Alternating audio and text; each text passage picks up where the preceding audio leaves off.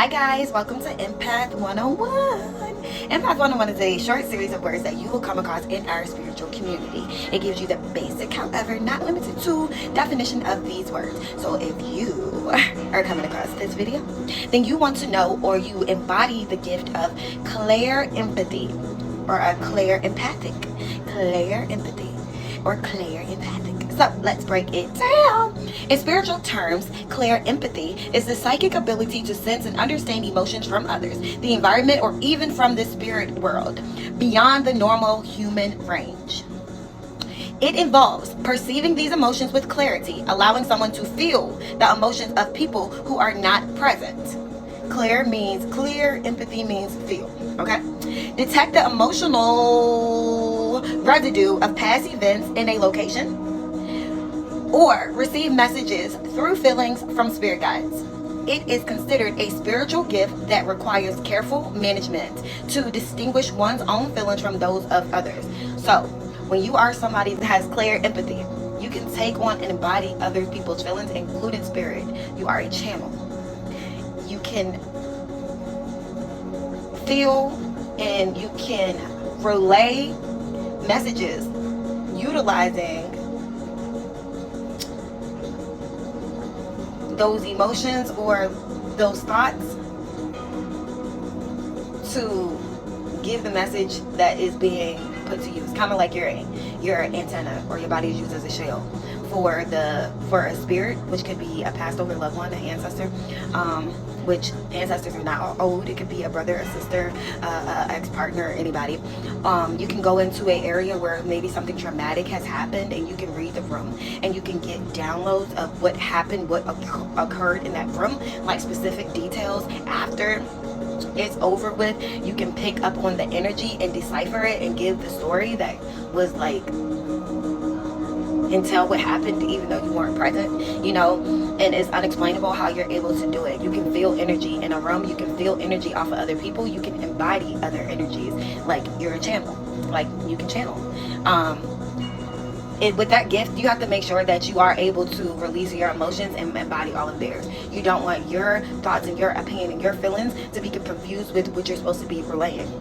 That's why sometimes when we're channeling, people will feel some way, like you always hear or get, even though they don't say it to you. When you can hear, you can hear. It doesn't matter who it is. You can pick up on energy that person has a bad attitude, or the way they're delivering it, or they have an issue with you saying a cuss word or something. But you're literally embodying another energy, and they are speaking through you.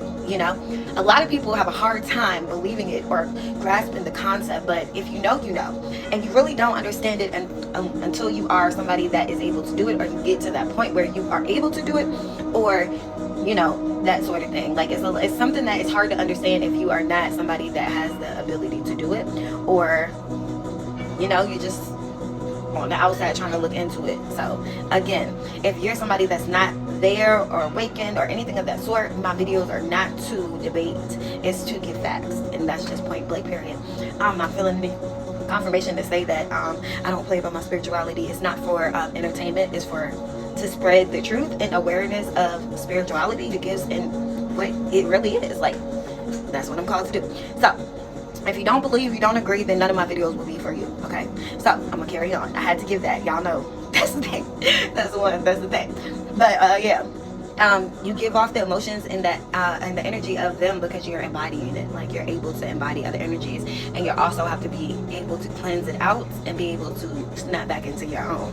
It's something that over time it takes you to master, and it's definitely frustrating when you're learning to do it, because it's like you just want to be able to but it's very tiring. It's draining. Of course it is very draining. However, it's very interesting. It's very, I'm gonna say, fun. I like everything about spirituality. I've always been somebody that's like, oh, I would love to have a friendly ghost, as a friend. I was into Casper and Ghostbusters and all that. Also into Amityville Horror and The Exorcist. I was into everything like that. I just was not somebody that was too big on playing with the dark energies, because they're overwhelming. They're not easily controlled, but you gotta know your place. You got to know your place. You got to know what you're dealing with. You got to know what you are inviting in your energy and in your space. And when I say in your space, I mean inside of your body. you have to understand that it's very thin lines when you are somebody that has this gift. And as I tell y'all, when my arms are on fire right now, not on fire, but very, very light. But it's something that you keep. These gifts are not to be played with, because you can play yourself out of your own embodiment. That's how people end up getting possessed. People will play around with possession for all these years, and some believe, some don't. But you are fully able and capable of being possessed if you are inviting the spirits inside for you to embody. So you have to be very careful, very specific about what you are allowing in your space, and make sure that you are banishing what you don't want to embody in your space. Be very clear, because if not, you're open. You know what I'm saying? And you don't want to be open to all spirits, because all spirits are not for your better good, even if they are giving you that implication. Like I was talking about yesterday, you need to make sure that you are knowing what you're messing with, what side you're messing with, and who you are listening to, especially when you have clairaudience. Okay? Because the devil and dark energies have the same abilities and capabilities and gifts and type of communication just as well as the light. That's why you have to make sure you are utilizing your discernment and your intuition. Some of us can channel from either side because you have that duality. You know, that's why healing is so important, for you to understand you, develop your gifts, and know how to manage them properly, especially if you're somebody that do have that duality. Everybody has good and bad, light and dark in them, but not everybody is able to handle both types of energies, because it's something. Okay, so let's keep going. I had to put that out there. Key aspects. Spiritual connection. It is a way to connect with unseen energies and entities, such as channeling the emotions of lost loved ones or receiving guidance from spirit guides. And just because you communicate with them does not mean you have to embody them. You know, if you have other gifts like the clairaudience, and you have the where you can feel or you can see other energies, clairvoyant, you can see and feel them and things of that stuff. You can smell them. They can also communicate with you without you having to totally embody them. But us that are empaths, most empaths have it all. You know, most empaths really. And I said most. I did not say all. I said most empaths have it all. And sometimes, even if you don't have it all, you are capable of, but it comes with time and upgrades and stuff like that. It's all about your lineage, your bloodline, and where you are, your healing and your purpose and all of that. It goes very deep. So every individual is different, and you need to do research on your own self, your lineage, in order for you to be able to dig in. And if you are somebody that is going through a spiritual awakening, I suggest you to get your own cards. And even when you get your own cards, maybe make some for more specific wording that you can understand until you learn how to read your cards yourself, you know, because that is something that takes time as well, whether you have natural born gifts and they always been there or not. It takes time for you to interpret things, and I think it's always good to get something to start pulling them on your own self. That's what encouraged me to start making my own cards. And I have a lot of different decks I have, you know, made myself, but I use a lot of them for me, you know, for me to be able to understand some things or to clarify some things, because some things you know and you just need some clarification of your own, and that's okay. We all need clarification sometimes. It's okay not to know it all. It's okay not to know what to do with all of your gifts. It's okay to be a little, I say, shell shocked in the most lucid. You don't have pants on, stand to the side. In the most lucid turn. Hold on, let me see my. Sorry guys, I lost the thought. Also, be mindful of your kids as well, because a lot of times, like I said, gifts are genetics. If you got it, one or both, or your kids might have one or two, especially if you and the father of your child both are gifted, and a lot of times you are, because believe it or not, your ancestors, especially if you are of a certain bloodline or lineage, like there are royal bloodlines in terms of spirit, there are certain lineages and bloodlines that they be wanting to have mixed up. And if you are somebody that they have put together to mix up, and both of y'all have embodied gifts and very strong gifts, one of your kids are gonna have it, period. And that's just a note for somebody. So when your kids are telling you stuff, don't be so quick to shut them down or tell them it's their imagination. I have decided that I already let my kids know I'm very open about what I'm learning and what I'm doing, so they can understand, so they're not scared, and it's not a thing where later on in life, like me, it's been suppressed in a situation where it's been something that's supposed to be hidden, because I'm gonna say, like, your family might be a little feel away because you might be the one, like I say, your ancestors chose, and you might have all the gifts, embody all the gifts, while they might have, that one might have one, and that one might have this, and that one might have that, and they're kind of, I'm not going to say more so intimidated, but they want them too. But God chooses who he wants, and he works with your ancestors, and you can't just decide, oh my God, that girl. All right, God chooses what he wants in your ancestors, so with the gifts that you have been anointed with is for a reason, even if you don't understand the reason. But yes, if your kids are telling you something, explain it to them, teach them. Like, don't make them scared of what they embody. Like, we've been suppressed so much as children, especially people that are naturally gifted, that when you are going through your awakening, it takes a little longer for you to grasp, because you got to deprogram yourself of what you were taught. Like, what you were taught to keep you asleep, instead of them embracing it to help you understand and cope. You know, your gifts are not to be scared of. They are to embrace, even if you don't understand right then, and don't necessarily entertain them. Just let it be what it is, you know.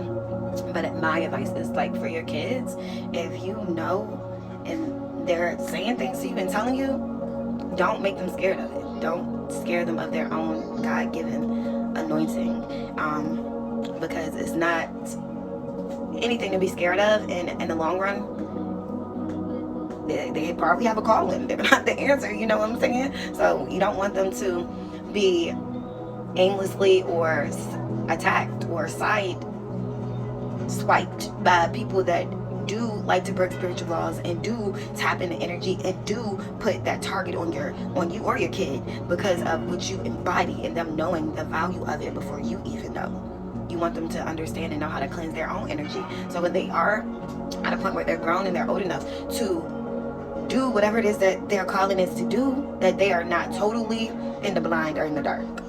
So, emotional telepathy.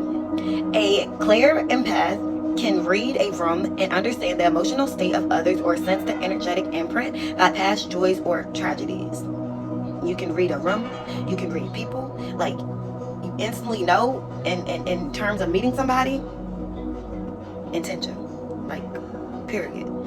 People don't understand it, and they look at you like you're being judgmental, but at the end of the day, go with what you know. You're not being judgmental of the person per se, but you are protecting yourself, period.